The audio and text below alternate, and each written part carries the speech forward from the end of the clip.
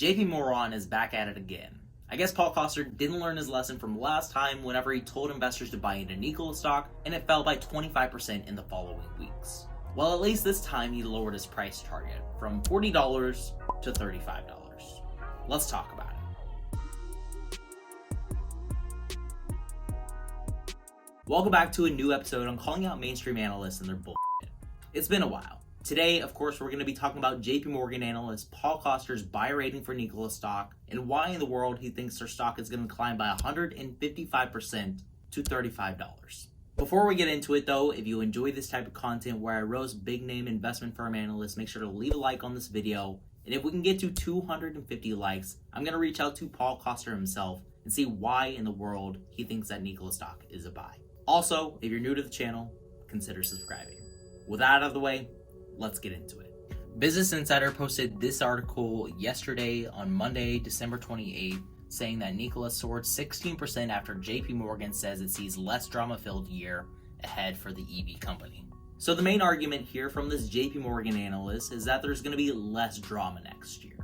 And I could have sworn that the market was based on fundamentals, technical analysis, and news updates, but not according to Paul Coster. Paul thinks that just because there's going to be less drama next year, there's going to be some positive momentum for their stock. He doesn't mention the fact that they're not going to be selling any vehicles till 2023, the fact that they don't have a factory in order to build any vehicles, but rather, he argues that less drama equals stonks go up.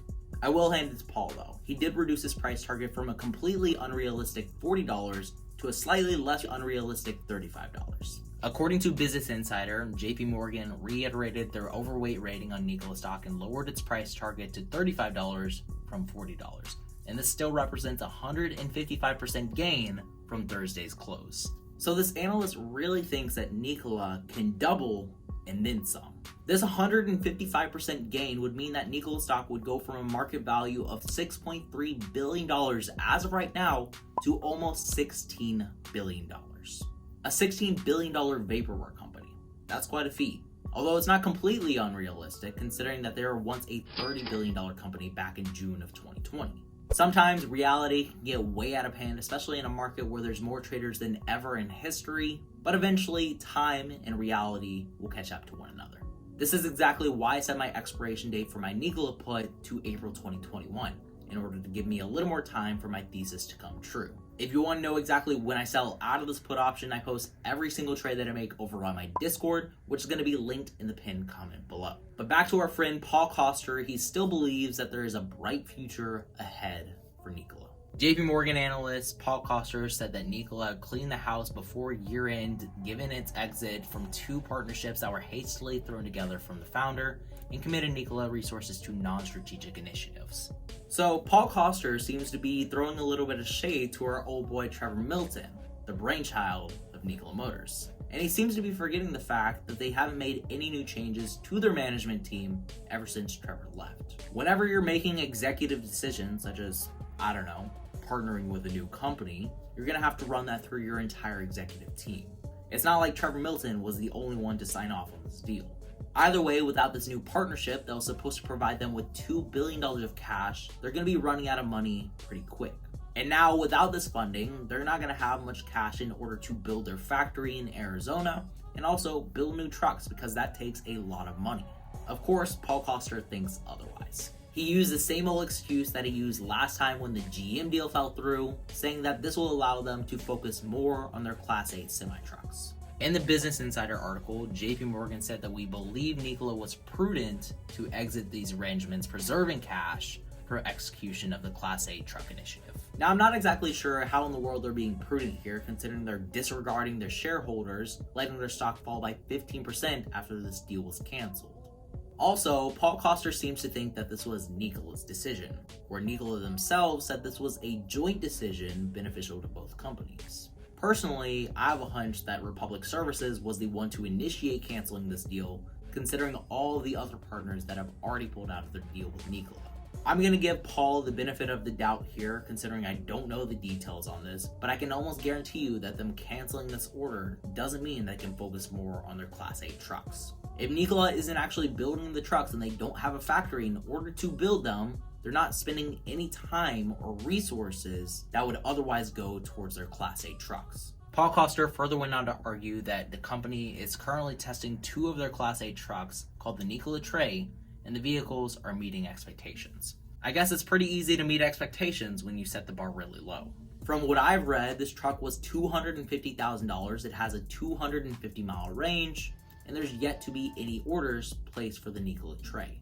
I'm sure the minute that they get their first sale on the Nikola Tre, they're going to be announcing it right away in order to send their stock price up. But honestly, this truck makes absolutely no sense. They plan to start selling the Nikola Tre as soon as 2021, which happens to be the same year that the Tesla Semi is supposed to come out. Comparing the Nikola Tre to the Tesla Semi, these 2 trucks don't even stack up.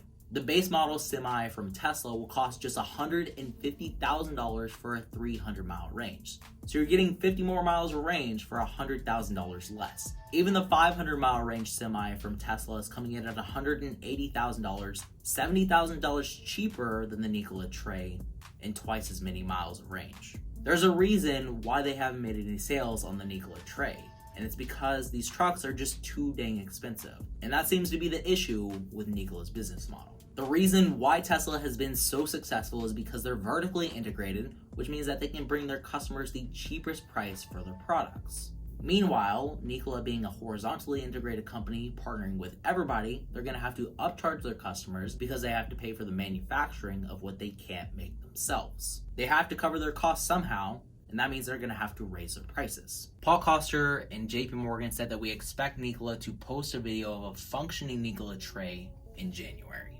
Now, should we tell Paul, or should we just let him figure it out himself?